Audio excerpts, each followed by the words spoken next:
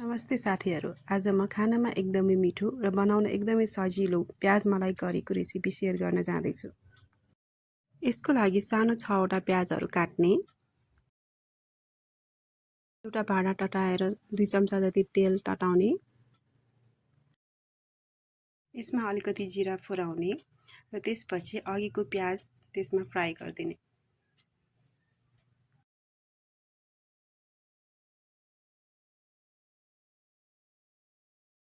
एउटा हरियो खुर्सानी, केही लसुन र अदुवा राखेर एकछिन यसलाई मजाले भुट्नुपर्छ।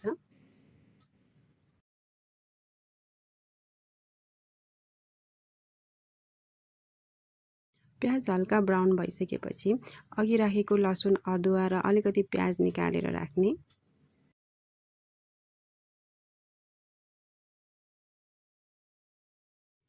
आधी कप मलाई र अघिको लसुन, अदुवा, प्याजलाई ब्लेन्ड गरिदिने।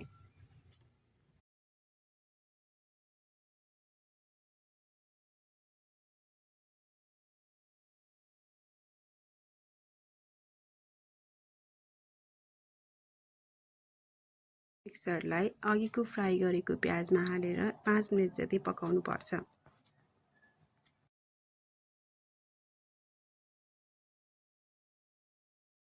त्यसपछि आधी चम्चा बेसारको धुलो, नुन स्वाद अनुसार, 1 चम्चा जिराको धुलो, chilli powder,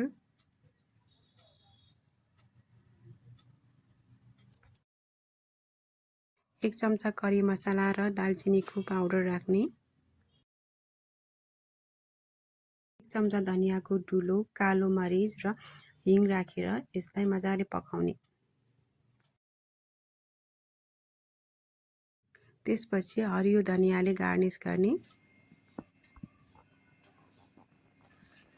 Now your pyaj malai curry is ready. Thanks for watching. Follow for more.